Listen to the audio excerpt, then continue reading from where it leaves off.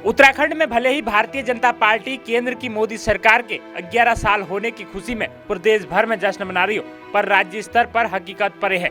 हकीकत यह है कि हल्द्वानी से लेकर देहरादून तक भारतीय जनता पार्टी की तस्वीर अब एकजुटता की नहीं बल्कि दो गुटों की लड़ाई बनते जा रही है। कुमाऊं की सियासी राजधानी से चढ़े इस राजनीतिक तापमान ने पार्टी के भीतर जमकर उथल पुथल मचा डाली है। बीजेपी के केंद्रीय संगठन से लेकर पन्ना प्रमुख तक रिमोट कंट्रोल की तरह ऑपरेट होने वाली पार्टी पदाधिकारियों के सुर इन दिनों जुदा जुदा नजर आ रहे हैं। बाहर से देखिए तो पार्टी में सब ऑल इज वेल दिखता है, लेकिन अंदर ही अंदर कुछ ऐसा प्रतीत होता है जिसे समझने के लिए चार सियासी आंखें चाहिए। आपको बताएं, यह सब इसलिए हो रहा है, हल्द्वानी में मंदिर की प्राण प्रतिष्ठा के दौरान पुलिस से हुई उलझ भाजपा नेताओं को अंदर तक सदमा दे गई। इस घटना के बाद से भाजपा संगठन के भीतर सुलग रही आग अब धुएं की शक्ल में सोशल मीडिया पर कोहरे की तरह फैलने लगी है। कुमाऊं के प्रवेश द्वार हल्द्वानी से निकली यह चिंगारी अब प्रदेश नेतृत्व तक पहुंच चुकी है। शायद इसी आग को बुझाने के लिए नैनीताल भाजपा के जिलाध्यक्ष प्रताप बिष्ट को आनन फानन में सोमवार देर रात एक पत्र जारी करना पड़ा। इस पत्र में वह सीधे पार्टी के पदाधिकारियों को चेतावनी देते नजर आ रहे हैं। पत्र में पार्टी की अनुशासित छवि की दुहाई दी गई है, साथ ही सोशल मीडिया पर बेवजह मुहिम चलाने वालों पर सख्त एक्शन की चेतावनी भी दी गई है।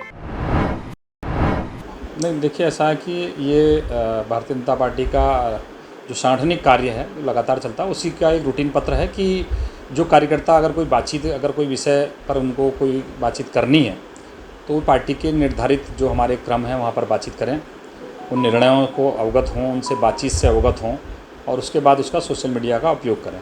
सोशल मीडिया पर उपयोग की कई बार कोई दिक्कत आती है तो उसके लिए हमने कहा कि उचित फोरम पर ही बातचीत रखें जिसका कि निराकरण भी हो। कई बार वो सोशल मीडिया में करते हैं, उसका कोई निराकरण नहीं होता, लेकिन उचित फोरम में उनकी बात रखी जाएगी और उन कार्यकर्ताओं को सम्मान भी मिलेगा और उनका निराकरण भी होगा। तो इस विषय को देखते हुए ये चीज़ें कही गई हैं कि आप इसको उचित जगह रखिए, आपका निराकरण हो।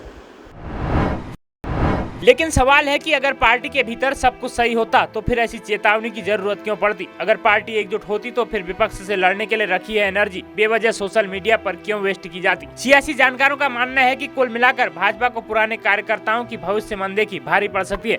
लिहाजा आज जो सवाल चुटकी बनकर सोशल मीडिया के गलियारों में गूंज, कल यही जनता के बीच पहुंचकर चुनावी चोट बन सकते हैं। अब सवाल है, क्या भाजपा इस गुटबाजी से बाहर निकल पाएगी या फिर बीजेपी नेताओं की नाराजगी आने वाले चुनाव में पार्टी को भारी पड़ने वाली है? कमेंट करिए, शेयर करिए और जुड़े रहिए उत्तराखंड न्यूज टुडे नेटवर्क की सबसे भरोसेमंद खबरों के साथ।